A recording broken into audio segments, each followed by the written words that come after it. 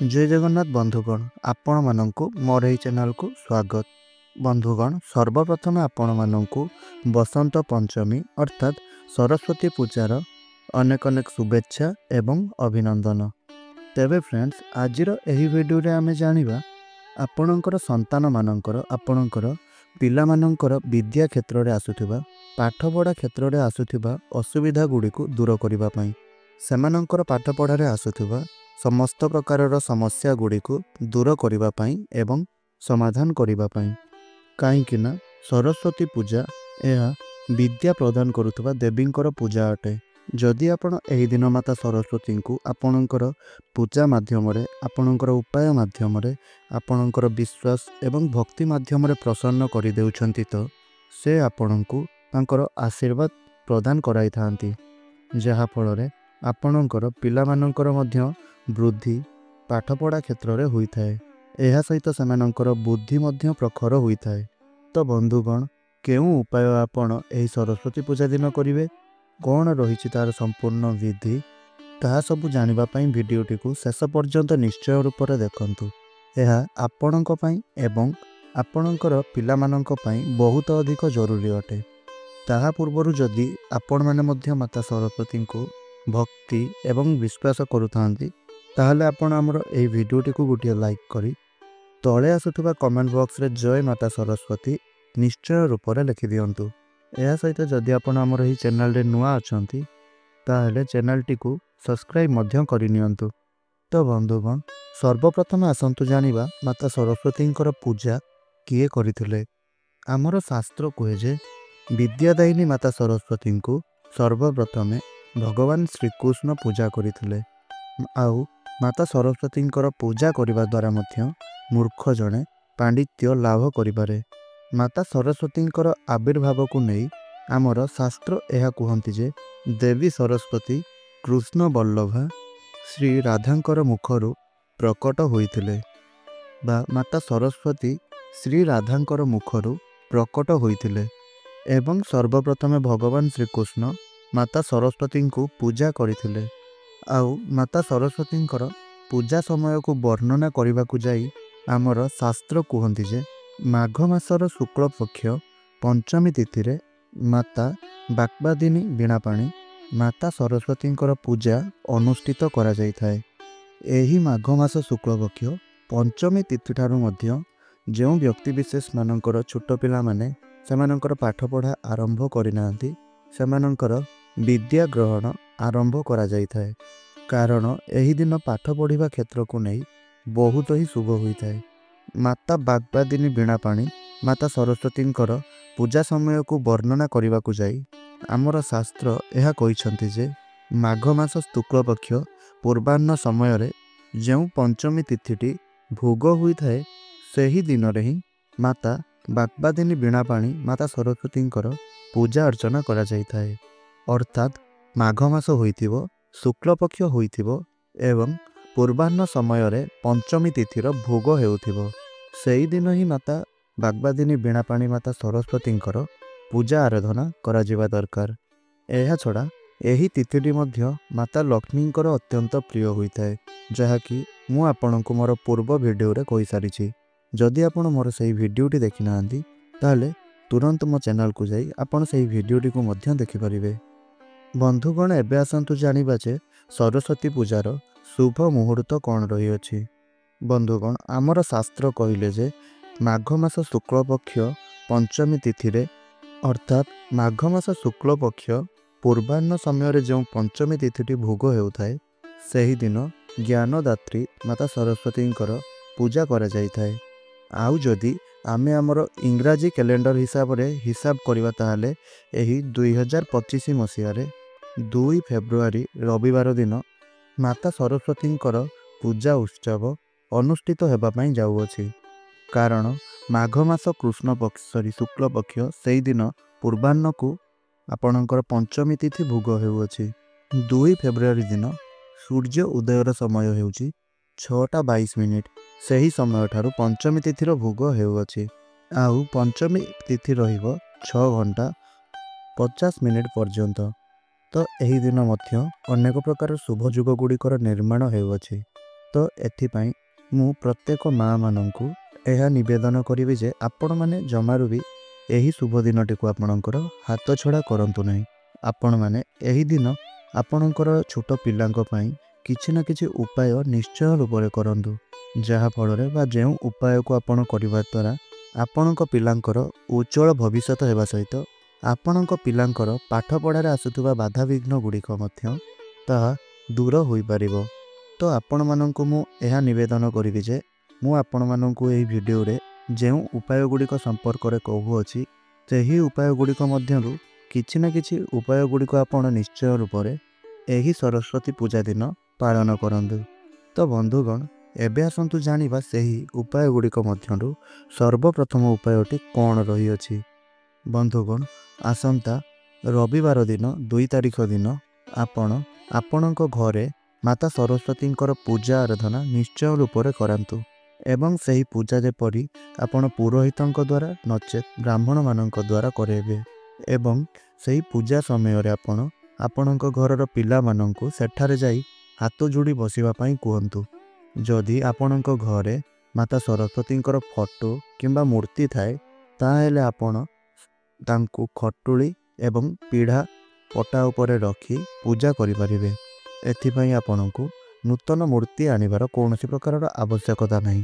आउ जदि आपणक घरे माता सरस्वती फोटो चित्र किंबा मूर्ति आपणकर घरे नहीं ताहाले आपण एक छोट मूर्ति किंबा फोटो चित्र आपण मार्केट रु जाई किणी करी आनि परिबे एवं ताहाको आपण पूजा करि परिबे। तबे बंधुगण यह तो गला प्रथम उपाय। द्वितीय उपायटी हेउछि आपणकर घरे थिबा कौनसी ग्रंथ। जदि आपणकर घरे कौनसी प्रकारर भी ग्रंथ रही थाए श्रीमद् भागवत गीता श्रीमद् भागवत महापुराण कौनसी भी पुराण जदि आपण आपणकर घरे रखिछंती ताहेले आपण निश्चय एही सरस्वती पूजा दिन सेही ग्रंथ गुड़ी को सेही पुराण बही गुड़ी को आपण पूजा करंतु। एपरि करिबा एहा अत्यंत शुभप्रद अटे। एपरि करिबा द्वारा माता सरस्वती कृपा माता महालक्ष्मी आशीर्वाद आपणक उपरे एवं आपणकर घर परिवारर समस्त सदस्य मानक उपरे आउ आपणकर घर उपरे सदा सर्वदा रहिबो। तो बंधुगण द्वितीय उपायटी तो गला आपण आपणकर घरे रखिथिबा ग्रंथ पुराण गुड़ी को आपण एही सरस्वती पूजा दिन बा बसंत पंचमी दिन आपण 2 फेब्रुआरी रविवार दिन आपण पूजा करंतु। तो बंधुगण या तो गला द्वितीय उपाय। तो तृतीय उपायटी हेउछि जदि आपणकर घरे 2 रु अधिक वर्षर छोट पिला माने अछंती आउ आपण बहुत दिन धरी आपणकर पिला मानकर बा सेही छोट पिलाटीर आपण विद्या आरंभ कराइबा पई इच्छा रखिछंती ताहेले एही सरस्वती पूजा दिनटी आपणक पई सर्वश्रेष्ठ रहिबो। तो बंधुगण आपण मानकु अनुरोध जे आपण एही सरस्वती पूजा दिन बसंत पंचमी दिन अर्थात 2 फेब्रुआरी रविवार दिन आपण आपणकर सेही छोट पिलांकर खड़ी छुआ करांतु अर्थात तांकर पाठ पढ़ा को आरंभ करांतु। माता सरस्वती सम्मुख रे आपण तांकर पाठ पढ़ा को आरंभ करांतु तांको विद्या देवा आरंभ करंतु। तेणु जदि आपणक घरे छोट छुआ थांती एवं तांकर पाठ पढ़िबार बयस होई गलानी तो तांकर आपण माने एही सरस्वती पूजा दिन ठारो खड़ी छुआ बा विद्यार आरंभ निश्चय रूप में करंतु। काहींकि ना देवी भागवत कहती जे माघ मास शुक्ल पक्ष पंचमी तिथि रे विद्यार आरंभ करिबा एहा बहुत ही श्रेष्ठ अटे। तेणु आपणक घरे जदि छोट पिला माने थांती ताले आपण एही दिन अर्थात सरस्वती पूजा दिन आपण सेमानंकर विद्यार आरंभ करंतु किंबा खड़ी छुआ निश्चय रूप में करंतु। आउ गोटे एही कामटी को आपण निश्चय रूप में करिवे। आपण एही सरस्वती पूजा दिन आपणक घरर सदस्य एवं आपणकर घर को जो भी बंधु बांधव माने आसीथिबे तो सेमानंकु आपण निश्चय रूप में एही दिन अभीर लागी करंतु। समस्ते मिलमिशि परस्परंकु अभीर लागी करंतु। एपरि करिबा द्वारा माता अन्नपूर्णांकर माता महालक्ष्मींकर अशेष कृपा आपणक उपरे एवं आपणक परिवारर सदस्य मानक उपरे सदा सर्वदा रहिबो। आउ एक कथा मन रखंतु जदि आपणक पक्षे सेतिकी संभव होई पारे ताहाले आपण एही दिन आपणकर ଛୋଟ ପିଲାମାନଙ୍କ ଦ୍ୱାରା କିଛି ଗରିବ ପିଲାମାନଙ୍କୁ ବିଦ୍ୟା ଉପକରଣ ଗୁଡ଼ିକ ଦାନ କରାନ୍ତୁ। ଯେପରିକି ଛୋଟ ଖାତା ହେଉ, କଲମ ହେଉ, ପେନସିଲ, ରବର ଇତ୍ୟାଦି ସବୁ ଆପଣ ଏହି ସରସ୍ୱତୀ ପୂଜା ଦିନ ଆପଣଙ୍କର ପିଲାମାନଙ୍କ ଦ୍ୱାରା ଗରିବ ପିଲାମାନଙ୍କୁ ଦାନ କରାଇପାରିବେ। ଯାହା ବି କିଛି ସବୁ ପାଠ୍ୟ ଉପକରଣ ଗୁଡ଼ିକ ରହିଛି ଆପଣ ସେହି ସବୁକୁ କିଣିକରି ନେଇ ଆସନ୍ତୁ ଏବଂ ସେହି ସବୁ ଜିନିଷ ଗୁଡ଼ିକୁ ଆପଣ ଆପଣଙ୍କର ଛୋଟ ପିଲା ଦ୍ୱାରା କୌଣସି ଗରିବ ପିଲାମାନଙ୍କୁ ବା ଅନାଥ ଆଶ୍ରମରେ ଆପଣଙ୍କ ପିଲାଙ୍କ ଦ୍ୱାରା ଆପଣ ସେହି ସବୁ ଜିନିଷ ଗୁଡ଼ିକୁ ଦାନ କରାନ୍ତୁ। ଏହାଦ୍ୱାରା ଆପଣଙ୍କ ପିଲାଙ୍କର ମଧ୍ୟ ଦୁଇଟି ଲାଭ ହୋଇଥାଏ। ଗୋଟିଏ ହେଉଛି ଦାନ କରିବାର ପୁଣ୍ୟଫଳ ଆପଣଙ୍କର ପିଲାଙ୍କୁ ପ୍ରାପ୍ତ ହେବ ଏବଂ ଅନ୍ୟଟି ହେଉଛି ଆପଣଙ୍କ ପିଲାଙ୍କ ମନରେ ଅନ୍ୟମାନଙ୍କୁ, ଦୁଃଖୀରଙ୍କୀମାନଙ୍କୁ ସାହାଯ୍ୟ କରିବାର ପ୍ରବୃତ୍ତି ସେମାନଙ୍କ ମନରେ ଜାତ ହେବ, ଯାହାଫଳରେ ମାତା ସରସ୍ୱତୀଙ୍କର କୃପା ଆପଣଙ୍କର ପିଲାଙ୍କ ଉପରେ ସଦାସର୍ବଦା ରହିବ। ତେଣୁ ବନ୍ଧୁଗଣ, ଆପଣମାନେ ଏହି ଉପାୟ ଗୁଡ଼ିକୁ, ଏହି ଛୋଟ ଛୋଟ ଏବଂ ସହଜ ଉପାୟ ଗୁଡ଼ିକୁ ଏହି ସରସ୍ୱତୀ ପୂଜା ଦିନ ନିଶ୍ଚୟ ରୂପରେ କରନ୍ତୁ। ଏହାପରେ ଆପଣ ନିଜେ ହିଁ ଦେଖିବେ ଯେ ଆପଣଙ୍କୁ ନିଶ୍ଚିନ୍ତ ରୂପରେ ଫାଇଦା ମିଳିବ। ଆଉ ଏକ ଶେଷ ଉପାୟ, ଯଦି ଆପଣ ଧନଜନିତ ସମସ୍ୟା ଗୁଡ଼ିକୁ ନେଇ ବହୁତ ଦିନ ଧରି ଚିନ୍ତିତ ରହୁଛନ୍ତି, ଆପଣଙ୍କର ଅନେକ ପ୍ରକାରର ଧାର କରଜ ଭଳି ସବୁ ସମସ୍ୟା ରହିଛି ଆପଣଙ୍କ ଜୀବନରେ, ଆପଣ ସେହି ସବୁକୁ ନେଇ ସର୍ବଦା ଚିନ୍ତିତ ରହୁଛନ୍ତି, ଯାହାଫଳରେ ଆପଣଙ୍କର ମୁଣ୍ଡ ବ୍ୟଥା, ଶରୀରରେ ଅସୁସ୍ଥତା ଅନୁଭବ କରିବା ଏହିଭଳି କିଛି ସମସ୍ୟା ଆପଣଙ୍କର ଲାଗି ରହୁଛି, ଆଉ ଆପଣ ଆପଣଙ୍କର ପାରିଶ୍ରମିକକୁ ବୃଦ୍ଧି କରିବା ପାଇଁ ମଧ୍ୟ ଚାହୁଁଛନ୍ତି, ତେବେ ଆପଣ ଏହି ସବୁ ଉପାୟ ଗୁଡ଼ିକୁ ନିଶ୍ଚୟ ରୂପରେ କରନ୍ତୁ, ଯେଉଁ ଉପାୟ ଏବେ ମୁଁ ଆପଣଙ୍କୁ ବତାଇବା ପାଇଁ ଯାଉଅଛି। ତ ବନ୍ଧୁଗଣ, ଆପଣ ଆପଣଙ୍କର ଜୀବନରୁ ଏହି ସବୁ ସମସ୍ୟା ଗୁଡ଼ିକୁ ଦୂର କରିବା ପାଇଁ ଆପଣ ଏହି ସରସ୍ୱତୀ ପୂଜା ଦିନ ମାତା ଲକ୍ଷ୍ମୀଙ୍କର ମଧ୍ୟ ପୂଜା କରନ୍ତୁ। କାହିଁକି ନା ଏହି ସରସ୍ୱତୀ ପୂଜା ଦିନଟିକୁ ବସନ୍ତ ପଞ୍ଚମୀ ସହିତ ଶ୍ରୀ ପଞ୍ଚମୀ ବୋଲି ମଧ୍ୟ କୁହାଯାଇଥାଏ। ଆଉ ଶ୍ରୀ ପଞ୍ଚମୀ ମଧ୍ୟ ମାତା ସରସ୍ୱତୀଙ୍କ ସହିତ ମାତା ଲକ୍ଷ୍ମୀଙ୍କୁ ମଧ୍ୟ ସମର୍ପିତ ହୋଇଥାଏ। ତେଣୁକରି ଆପଣ ଏହି ଦିନ ବିଦ୍ୟା ପ୍ରଦାନ କରିବା ପାଇଁ, ବିଦ୍ୟା ପ୍ରାପ୍ତି କରିବା ପାଇଁ, ବିଦ୍ୟାରେ ସଫଳତା ପାଇବା ପାଇଁ ମାତା ସରସ୍ୱତୀଙ୍କର ପୂଜା କରିବା ସହିତ ଧନ ସମ୍ବନ୍ଧିତ ସମସ୍ୟା ଗୁଡ଼ିକରୁ ମୁକ୍ତି ପାଇବା ପାଇଁ, ଆପଣଙ୍କ ଜୀବନରେ ଧନର ମାର୍ଗକୁ ଖୋଲିବା ପାଇଁ, ଧନ ବଢ଼ାଇବା ପାଇଁ ଆପଣ ଏହି ଦିନରେ ମାତା ଲକ୍ଷ୍ମୀଙ୍କର ପୂଜା ମଧ୍ୟ କରନ୍ତୁ ଏବଂ ସମ୍ପୂର୍ଣ୍ଣ ବିଧି ବିଧାନର ସହିତ ଆପଣ ଏହି ଦିନ ମାତା ଲକ୍ଷ୍ମୀଙ୍କର ପୂଜା ଆରାଧନା କରନ୍ତୁ, ଯାହାଫଳରେ ଆପଣଙ୍କ ଉପରେ ଏବଂ ଆପଣଙ୍କର ସହ ପରିବାର ଉପରେ ମାତା ଲକ୍ଷ୍ମୀଙ୍କର ଆଶୀର୍ବାଦ ଏବଂ କୃପା ଦୃଷ୍ଟି ରହିବା ସହିତ ଆପଣଙ୍କର ଆର୍ଥିକ ସ୍ଥିତି ମଜବୁତ ହେବାକୁ ଲାଗିବ ଏବଂ ଆପଣଙ୍କ ଜୀବନରେ ଥିବା କରଜ ଭଳି ସମସ୍ୟା ଗୁଡ଼ିକ ଆପଣଙ୍କ ଜୀବନରୁ ଦୂରାଇଯିବ।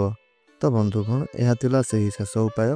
ଆଶା କରୁଛି ଆପଣଙ୍କୁ ମୋର ଏହି ଭିଡ଼ିଓଟି ନିଶ୍ଚୟ ରୂପରେ ଭଲ ଲାଗିଥିବ। ଯଦି ଆପଣଙ୍କୁ ମୋର ଏହି ଭିଡ଼ିଓଟି ପସନ୍ଦ ଆସିଥାଏ ଏବଂ ଆପଣ ପ୍ରତ୍ୟେକ ଦିନ ଏହିଭଳି ନୂଆ ନୂଆ କିଛି ଭିଡ଼ିଓ ଦେଖିବା ପାଇଁ ଚାହୁଁଛନ୍ତି, ତାହେଲେ ଆପଣ ମୋର ଏହି ଚ୍ୟାନେଲଟିକୁ ସବସ୍କ୍ରାଇବ୍ କରିନିଅନ୍ତୁ ଏବଂ ପାଖରେ ଆସୁଥିବା ବେଲ୍ର ଆଇକନ୍ଟିକୁ ପ୍ରେସ୍ କରି ଅଲ୍ରେ ସିଲେକ୍ଟ କରିଦିଅନ୍ତୁ, ଯାହାଫଳରେ ଆମେ ପ୍ରତ୍ୟେକ ଦିନ ଅପଲୋଡ଼ କରୁଥିବା ଭିଡ଼ିଓ ଗୁଡ଼ିକ ଆପଣଙ୍କ ପାଖରେ ସର୍ବପ୍ରଥମେ ପହଞ୍ଚିପାରିବ। ତେବେ ବନ୍ଧୁଗଣ, ଆପଣ ଏହି ଭିଡ଼ିଓଟିକୁ ଗୋଟିଏ ଲାଇକ୍ କରିଦିଅନ୍ତୁ ଏବଂ ତଳେ ଆସୁଥିବା କମେଣ୍ଟ ବକ୍ସରେ ଜୟ ମାତା ସରସ୍ୱତୀ, ଜୟ ମାତା ଲକ୍ଷ୍ମୀ ନିଶ୍ଚୟ ରୂପରେ ଲେଖିଦିଅନ୍ତୁ ଏବଂ ଭିଡ଼ିଓଟିକୁ ଆପଣଙ୍କର ପ୍ରିୟଜନମାନଙ୍କ ସହିତ ନିଶ୍ଚୟ ରୂପରେ ସେୟାର ମଧ୍ୟ କରାଇ ଦିଅନ୍ତୁ। ତ ବନ୍ଧୁଗଣ, ଆଜିର ଏହି ଭିଡ଼ିଓଟିକୁ ମୁଁ ଏଇଠି ରଖୁଛି। ପୁଣି କଥା ହେବା ଆଉ ଏକ ନୂତନ ଭିଡ଼ିଓ ମାଧ୍ୟମରେ। ରହୁଛି। ଧନ୍ୟବାଦ। ଜୟ ଜଗନ୍ନାଥ।